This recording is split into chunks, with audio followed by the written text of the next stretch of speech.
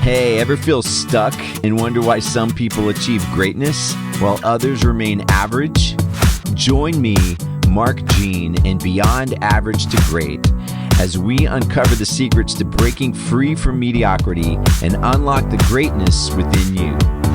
Through inspiring stories and insights from people who have changed their lives, you'll learn how strong decisions and bold actions can take you to the next level. Let's go. Hi, and welcome to another episode of Beyond Average to Great, where our guest is David Meyer. And David and I met about a year and a half ago at a Rich Speak event where we learn how to speak from stages, or we speak one-to-one, one-to-few, or one-to-many, so it helps us in communicating with others. And so David, thank you so much for being here. And let me tell you a little bit about David, and I'll let him fill in the rest. What I found out is that David is the Vice President of Multifamily Operations at Courtesy Electric Company based in Denver. And they employ over 200 people, which is impressive. So David, thank you for being here, and thanks for having a conversation. Yeah, absolutely, Mark. Thanks for having me, man. To kind of follow up on that, I'm David, master electrician in the Denver area right now. Was actually born and raised in Colorado. So born and raised here, never left. Colorado is one of those states that has a lot of imports. Mm-hmm. We get a lot of the Californians and a lot of people coming in, which means this state has experienced immense growth over the last 20 years. The lifestyle, the economics here in Colorado, the weather, the seasons has really drawn people into the state, which has been just absolutely fantastic for development. I actually grew up about 20 miles away from Denver, small little farm town, just nothing but ranches and farms. And quite frankly, it's a lot like the LA Empire now, or the Inland Empire. Everything's kind of merging together as we just continue to develop and create homes and business areas and multifamily parks here. And throughout the Front Range here, it's just been fantastic. With that being said, I'm David. I run the multifamily operations of Courtesy Electric here in Denver. Company was formed in 1976 by my partner's father, who was doing electrical work, got tired of the grind, just working for someone else, decided to start his own business, started out in 1976, and had his own, set of, trials and tribulations that luckily I have been able to use his experiences to not only expand our company here and grow it further into the future, but, to shed light on some of what we don't like to talk about, but those bad times, right? And how to weather those bad times. There's been a handful of recessions nationwide, in Denver, a handful of them as well. Now, does he still consult with you guys, or is he still a part of the company? He is not part of the company anymore. He's in his 80s now and really enjoying his retirement as he should. I think, almost 50 years of this, it does a number on you. Yeah, I can imagine. So how did you become an electrician? So grew up in a small town, and I grew up like a lot of people, blue collar father. Mom stayed home from work, raised the kids for the most part. And, I was always raised that you work hard, you go to work every day, you work 40 hours, you don't call in sick. My dad was super tough, super work ethic driven. So, as my upbringing was kind of happening, there was two things as I started getting into high school and started looking into my career path. We were a blue collar family. We didn't have a ton of money. We didn't go without, but we didn't have a ton of money. So, options were, go to school, go to college, get a loan, and, figure out what career you'd want to do with that. The other option is essentially go into the trades, go into the Army, or the services, So I decided, hey, look, I like working with my hands. I like doing stuff. I'm going to go into the trade. So I'm about 16, 17 years old. I was working at the local grocery store part-time after school, Hmm. and I noticed, they were doing a remodel on the store.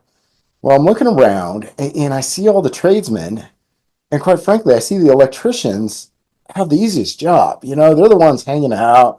They're kind of, shooting the hay, and, they're replacing light bulbs, and they're doing this and doing that. They were clean.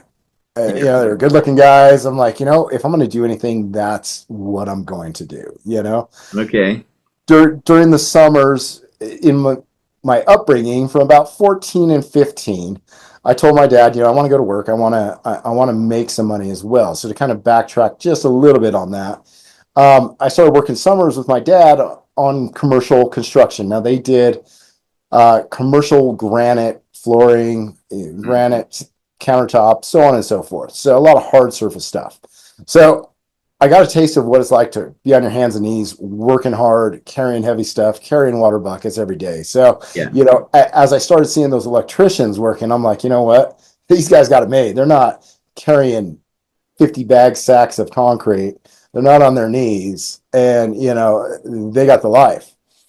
So I'm about 17, getting ready to get out of school, and quite frankly, I had a buddy that I ran into that was an electrician. I said, "Hey, dude, if those guys are hiring, I'm getting ready to get out of school here. Love an opportunity." Hired the next day. The rest is history, you could say. Wow. So, how long did it take you to go from just being so electricians, they have like apprentice or journeyman, is that Yep. correct? Yep. And In then Colorado, yes, absolutely. So in Colorado specifically, there's three different levels of certification basically for electricians. You have okay, a residential wireman that you're available for after 2 years. There's a journeyman after 4 years, then a master electrician. It's around 5 to 6 years after you've completed some other um, areas of the field, per se. yeah. Now, what's cool about that, I mean, in my industry, in the low voltage industry, there is no barrier to entry. I mean, Yeah. there's no training that you need. And, I had no training, and this is just something that just kind of happened for me. But, and I can tell you that story later. But, I think it's great that electricians have a way to mentor people, to learn the trade, to get skilled at stuff, and then keep passing certifications like you were talking about in order to move up in that skill set, I guess. Yeah. So um, that is interesting. I know that's one of the things we're trying to change in the low voltage Hmm. community or home technology world with the HTA Association, which is Home Technology Association.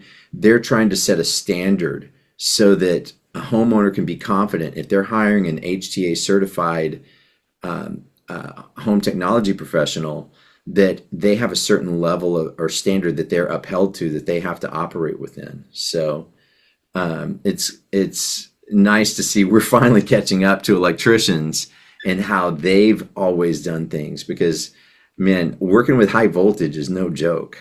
It's not, and it's true. There's so many different things within the electrical field. You have, single family residential homes, multifamily, commercial, industrial, all a different skill set. But, what you said right there, as far as some kind of certification for that home automation, home integration, it would be fantastic because you're absolutely correct. We have a smaller low voltage division as well that we have, kind of we spun it up probably about, oh gosh, it's probably been about 25 years ago as that industry felt the need. Hmm. When I first started in 1998, the electricians were the ones pulling the telephone cable, pulling the RG6 cable at that Yeah. point, running it all outside or daisy chaining the telephones throughout the homes. Hmm. And when, networking and the internet became this massive thing that it was, um, we got to a point too. With that being said, that our electricians weren't skilled in that field, Hmm. and we really had to separate ourselves and say, hey, look, okay, what's our next step here? And that's when we kind of spun up a specialized low voltage division to be able to make those network connections and Yeah. patch panels and do all those things. But you're absolutely correct. I don't know how much you run into it, Mark, but we run into where any guy with a box of Cat 6 and RG6 can, bid on something and, pull up in his Jeep Cherokee and, wire the house and then run away. Whether or not he's around next year or not, no one ever knows, right? Yeah, and that does happen a lot here in LA as well. It's like we call them trunk slammers. Yep. They just come in, do this work, they connect everything, but don't know how everything integrates together. They don't understand networks. They think, oh, everything can just be wireless, but then they don't run cables where you need to install wireless access points. And so the property is poorly covered, and unfortunately the homeowner or builder doesn't find that out until after the walls are closed up and everything's done.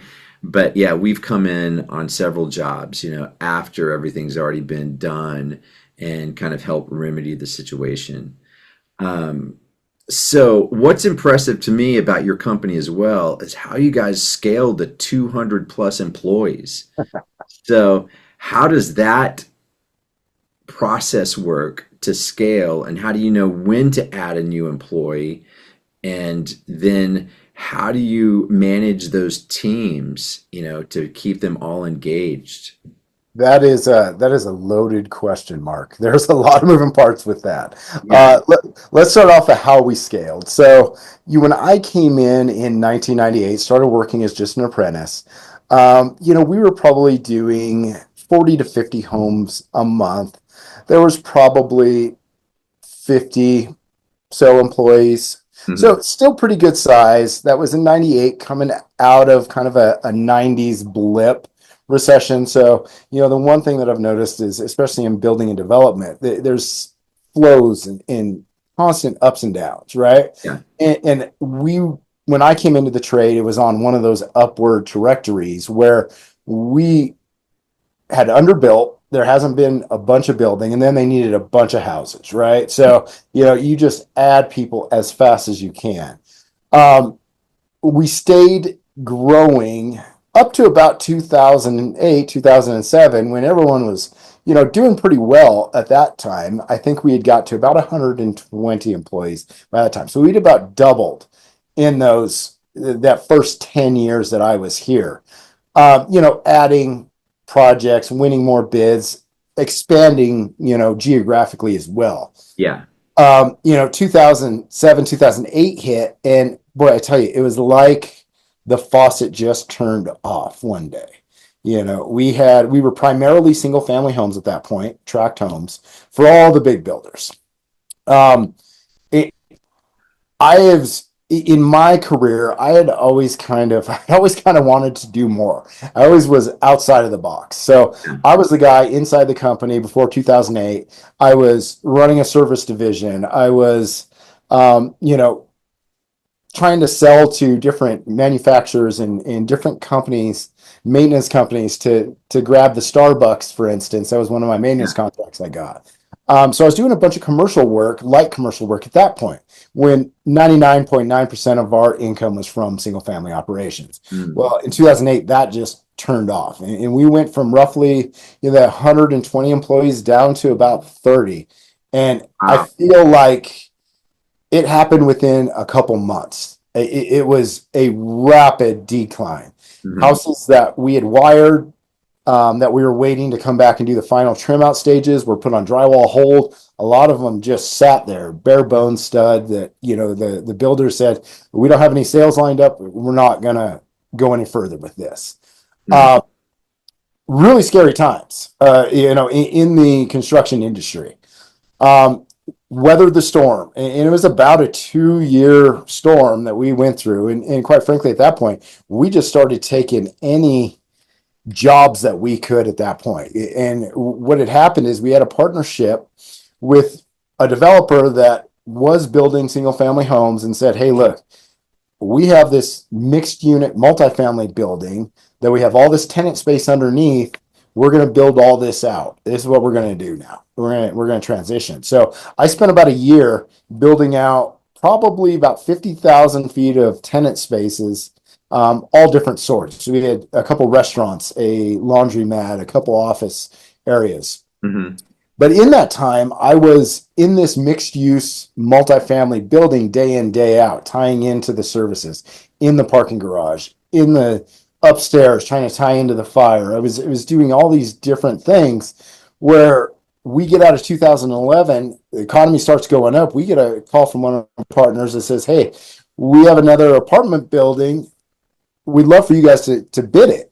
And it's something, it was something new. It was an infill project in downtown Denver, Mhm. 3 stories subterranean parking garage, 7 stories above. We had done a handful of townhomes or the walk-up kind of apartments, not many, but we'd done a few of them. So we had an idea of what apartment life was, but nothing like this mid-rise that all of a sudden had become so, popular everywhere. Yeah.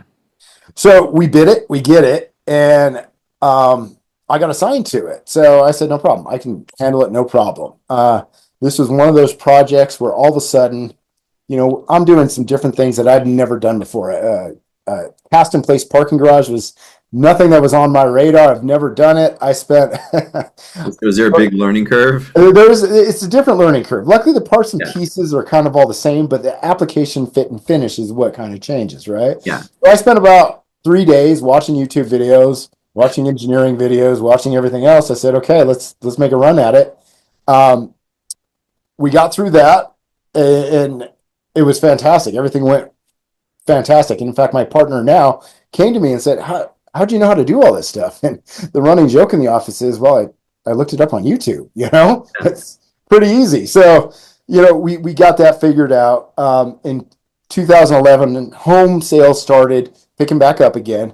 They Mm. started working through the backlog there was probably over 1,200 spec homes in the Denver metro area that had to sell before they Wow. would build more. Yeah. Um, Started selling through their backlog there, and some projects started to become a little more available for us to bid and start working on. So now we have the single family homes taken off, and we have this new multifamily division that Mhm. we dipped our toe in that we're doing okay on. Um, and we started building off that. I was kind of the foreman, the project manager, the on-site guy, the uh, project engineer. I kind of did all of it, and I took that building from start to finish. When that one was nearing completion, I got a call from one of the buddies from that general contractor that wanted to bid from us for his building that he's looking at. So now Okay. I got 2 of them going, which then 2 of them turned into 5. Turned into we do around 7 to 9 starts of new multifamily construction a year. Revenues went from that 6 to 8 million coming out of the recession there, which is no small number. I'm very thankful that we were able to do that in such a hard time. There were some good development partners that kept building throughout that kept us alive. But to be able to take that 6 to 8 million and grow that to around 44 mil a year in revenue is just such a blessing. Wow. And now is that where you guys currently with revenue? So we're currently right now mid 40s right now. I just missed it this last, I was really shooting for 50 this last year. We just missed it. We were one project short. Mm. Uh, Interest rates didn't help us last year. Yeah. So, Yeah, it was. Now, what is your proposal process? Take me through like your bidding process, what you guys go through to bid on a job. Like, how long does it take? How much time do you spend reviewing the plans, or do you have like templates laid out and you just change based on the size of the property? What is your bidding? Absolutely, that's a great question. There's a couple different things that we do, and a couple different things that developers ask from us. One of them is a budget number based off 300 or X amount of units on this project, this certain style, right? So we'll start that process early, and the earlier I can start that process and set a budget that's within expectation, the better off I feel that I am in my sales process throughout. Yeah. Um, so new project comes online, they will set us a full set of plans. We do run pretty lean. I'm still pretty active in all the day-to-day multifamily construction, plus the organizational, operation side as well. But I do have a team member that is assigned to get the plans, get them uploaded, start doing some counts, and as you know, Mark, or you can only imagine, there is electrical wire in every square inch of most buildings out there. I don't Yeah. think a lot of people, really or understand how much wiring goes into some of these things. It's about a week-long process for us to do takeoffs, for us to get updated pricing. A lot of our stuff is commodity based with Mhm. aluminum and copper, so up-to-date pricing. We do have historical data that we have in our bid system that will give us, assemblies of different unit types, right? So we can go in there and take that historical data, put it together. But, you know, it, it's still a week long process by the time we get it put together. And, as you know, as being a business owner, there's a cost that comes along with that, right? So we try to take our well qualified leads or any leads that we get that aren't just getting a number to fulfill a 3 number or 5 number bid Yeah. pack. We've built some good relationships over the past where really we just lean on those relationships quite a bit, and we know where the market is. We try to stay within.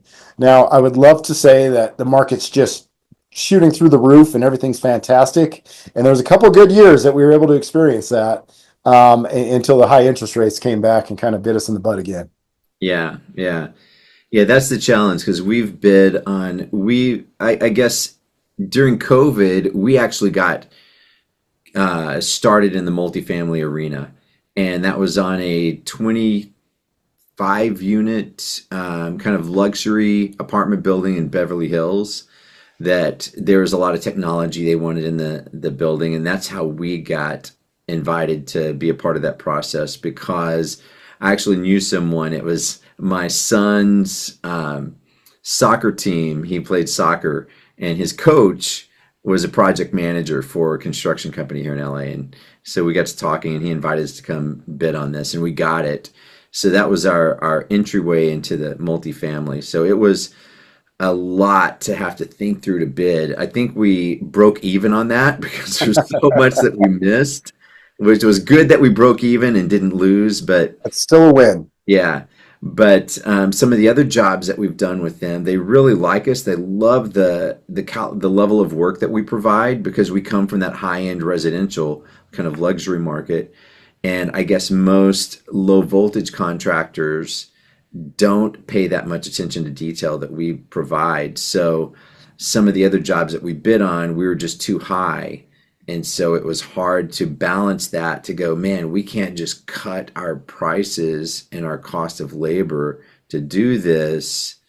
To even though they wanted to work with us, they were like, hey, can you get it down some more, just a little bit more, even though we were still a little higher, they were just wanting us to get it down. But so that's been a challenge. We've enjoyed the I guess structure that multifamily has, at least on these projects with their superintendent and project managers. They have schedules laid out, which was great because we knew exactly the timeline that need to be met. We had targets and everything. So it really helped us out because sometimes in the residential, even in the high-end luxury, which is great. They'll have project managers as well, but this company, West Side Contractors, they really have a great kind of, I guess, plan when they map everything out, what they need to hit, the targets they need to hit, when it needs to be completed by. And so we enjoy that experience. We don't get a lot of it just because, we are a little bit pricier, only on the kind of more luxury side of apartments when they're building something that requires, let's say they have a community room, they have a fitness center, they have, rooftop decks where they might have, outdoor entertainment and stuff. That's usually when we get invited to be a part of those or when we get those jobs. Yeah, absolutely. They are. I feel like the trend now. I don't think multifamily is ever going away. No. With home prices what they are all over the country. Yeah. It's going to force the hand for multifamily, which then creates competition. And just Mm. like you say, I have seen some of these amenity spaces that rival 5-star hotels Yeah. throughout places. It's just fantastic. That it is a great in for you. A lot of time, the electrical contractor does not want to deal with it Hmm. whatsoever. It's outside of their scope just enough. Yeah. Yeah. So what are some like how do you bring your team together? Because I know it you probably do you experience like high turnover with, the just your electricians that come in that are kind of more the journeyman or the entry level? Luckily, Mark, I have had over the last couple years just very little turnover. Now there always is some turnover, Yeah. but very little turnover. And in fact, some of the guys that I started that first multi-family project with back in 2011 are still with me.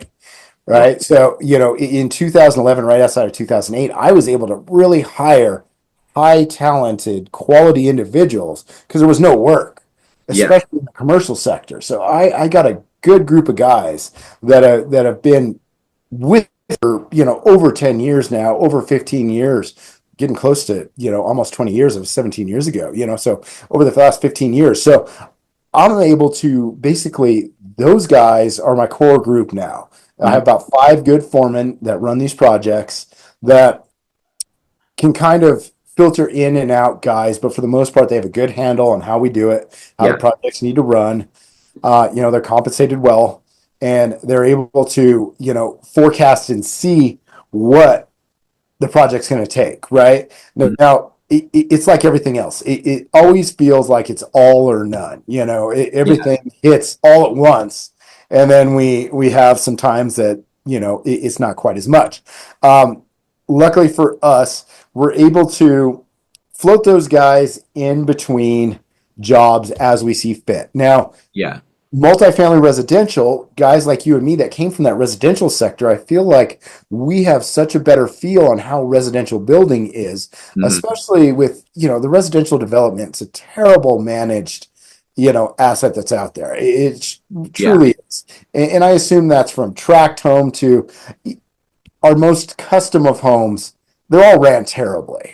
Yeah. They really are. Where, at least when you get into multifamily, you get a little more structure and some schedules. So we can then intake those schedules, kind of have an idea of how many man hours it's going to need for whatever task we're doing, Mhm. and be able to float those guys between the jobs. And then worst case, we do have the single family side of it that is about 50% of our business. It was a lot higher. It's sliding down, and I swear, revenue wise, sometimes it's 30% of our business, sometimes it's 50. I can also put some of those guys into that residential sector as well. There's not much difference, all wood construction, so it's about the same. We can kind of flow in Yeah. and out. So that's really helped me diversifying throughout a couple different platforms. Now, do you have a pathway for learning that guys can grow with your company and where they start and where they can end up and to what, income level they can be at if they follow this path? Absolutely, Mark. I really try to put together a good set of goals for these guys to have as they enter in their career. You're talking about a 4-year apprenticeship, and it is paid, but you Mhm. have 4-year apprenticeship that also includes a few hours of schooling. The state had essentially forced us to start requiring schooling for that certification, which uh, it's good and bad, right? Anytime you're forcing somebody into something, I don't feel like it works out as good as it possibly could. But there is some good schooling that's available that they do take for a couple years. They got to be in school one night a week, so it's nothing too crazy. Yeah. But they do have to do that. So, when they first start, they have so much to learn. That first year is just essentially learning how the process works, learning parts and pieces, and you know how the building works is so essential to knowing how the end product's going to be. So a lot of times, especially on these big projects that are a year or 2-year build outs, those new guys or newer apprentices can see the entire build out over the course of the first couple years. So by the time they go into their second year, they've pretty much done about everything. And there's a big difference between running pipes underground or roughing in and trimming and troubleshooting and cleaning up. There's so many different sectors there. Well, they get a good variety of seeing that as they're going to school and learning about some different things. But really, it's the on the job training that really Yeah. really helps them. As far as pay scale goes, essentially every employee is set, and a lot of companies are like this, where every 6 months or every year they're slated for another raise because they should be learning X amount of Yeah. knowledge by that time and be at a certain amount of time there. So when we go through our review process, definitely our annually review process, we look at what have they learned, what can they do, and what are they going to excel at? Because not everyone excels at everything, Yeah. but narrowing down the skill set that they have to kind of guide them in that range helps them get, by the fourth year they're eligible to get their journeyman license, and that's when they can start making anywhere between 70 to $90,000 after 4 years. Yeah. That's great. So, as far as company culture, with that many employees, 200 plus employees, how do you maintain that company culture and what does that look like? It's tough. We had a great set of company kind of gatherings that we had always done pre-COVID, right? Yeah. So we'd have our Christmas party. We'd have a spring picnic for the employees to bring their families to. We used to do a golf tournament, night out at Top Golf. So those activities that we're trying to kind of get back into, Mhm. were such a huge part of our culture since COVID. I mean, COVID was such a weird time, right? Yeah. Everything got shut down. People were at home, and unfortunately, the guys, us blue collar guys, we just had to show up to work at 7 o'clock the next day, like nothing had ever happened. I remember when they issued a stay at home warning. I had to basically create a paper to send out to all my employees saying, my employees are all essential workers and can be outside and driving around and in these buildings, because we didn't take a day off. We didn't get to work from home. Unless we Yeah. have our hands in the dirt, we're not producing revenue. So weird time. So in that time, we lost a little bit of that togetherness, especially you're on 7 different commercial projects and 42 different residential sites. We really lost it. So what we tried to do is started doing some individualized, area kind of barbecues, and even just lunch, buying the guys lunch and saying, what, thank you guys. We appreciate you guys. We don't get a chance just to sit down and shoot the hay and just enjoy an hour or two. Yeah. So we started doing that again, kind of after COVID kind of started breaking up a little bit. We started doing that. We keep that going now. I like to go out and see all the guys. I don't get to see them much. I'm stuck in my office for 10 to 12 hours a day. So Yeah. unfortunately, I don't get to see them all that much. So it's a great time for me to get out, ask them how their family's doing. We have a lot of employees that have been here 10, 20 years. Even though we went down to such a small number of employees in 2008, a lot of those guys that we had to possibly lay off or took the layoff, they came back as well. So I had been in this company for 26 years now. It's nice seeing all those guys and treating them like, it's a bunch of old high school buddies, essentially. Yeah. Yeah. So, what are you guys doing to innovate, I guess, with electrical? What's like the future of where you guys are going? Is there anything new with electrical that is got you excited about the future and building? Yeah, in the electrical sector, it's pretty nuts and bolts day in, day out, delivering power Yeah. from a main source to all these different branch sources. There hasn't been a lot of innovation outside of the LED light bulb, Um, I I really wish it was like the home automation site, where Yeah. the home control site has seen such leaps and bounds over the last few years that mainstream, especially commercial electrical, is just kind of down to the nuts and bolts it always has been. Now, the thing that we are excited about is, and I believe in California, this is an absolutely huge thing, is some of the renewable stuff. And it's not new by any means, but I feel like with the changes in the energy pricing, Mhm. renewables and alternative sources are going to become huge. Yeah. California's power pricing has just kind of set the pace for the rest of the nation to fall behind. Yeah. It's our electric bill is crazy. Uh, Yeah. So yeah, and with what we do, a lot of times we will monitor those systems. So we have, ways to tie into the electrical to know what's our usage, what's our water usage, what's our power usage, so we can at least track that data for them just because it's all connected on the internet, and so they can tie into those devices that read the power consumption. So Absolutely. at least for us, we can, that's just something that we can sell as a service. Now, do you guys have any kind of service agreements or memberships that you sell along with what you do, or is everything based on you get a job, you finish the job, you got to do the next job and do the next job? So that is a great question. We had been so focused on the growth of our new construction that, service type agreements, service department. Although I have a couple guys that go out and do service calls, I never really went after it. I didn't understand, I guess to tell you the truth, I didn't understand the importance of having some of those reoccurring revenue Yeah, items in your portfolio, to tell you the truth. yeah, So we are now looking into that as we're peering into this, whatever may be recession or slower time right now. We're looking at, okay, last recession we diversified and did this. This recession we're going to diversify and try to capture some different things. So I am really looking at a couple of those areas to be able to expand on over the next couple of years. Um, I assume you guys probably have a few of those already set in place. yeah, and it's challenging at times to see what, to at least let the client see the benefit of having a service agreement or service membership is what we're calling it.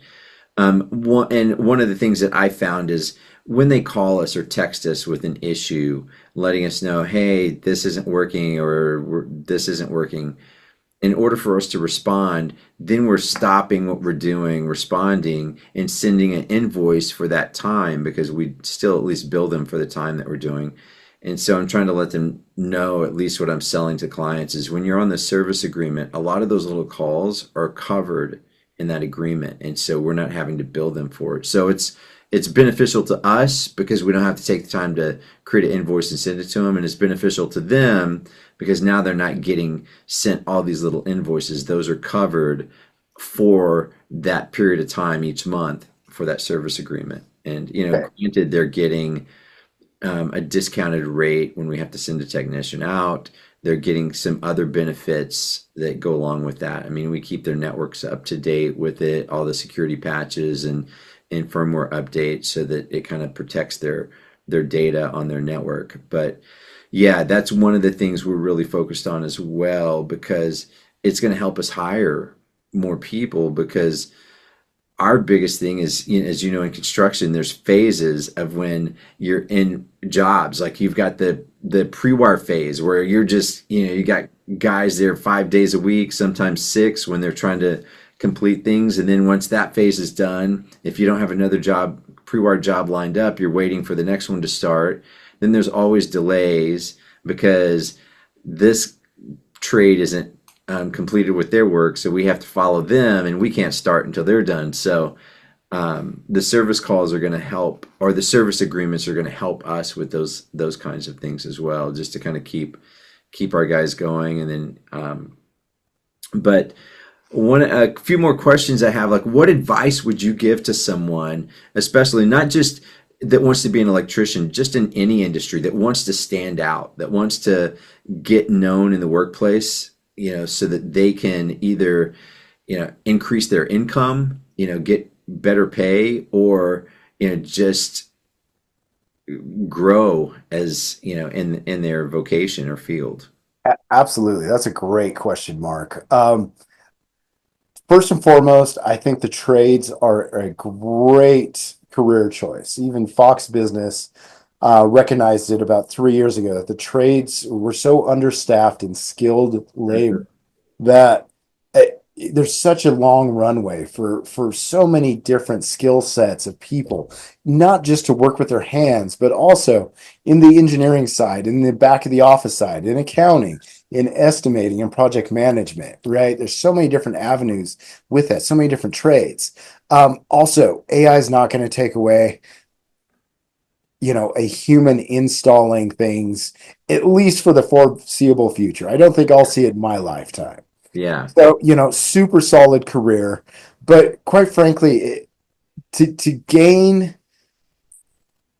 and elevate yourself no matter what you're doing, I would say ask questions. Be the guy that's in the face of the CEO asking questions, or the manager, or become the networking guy.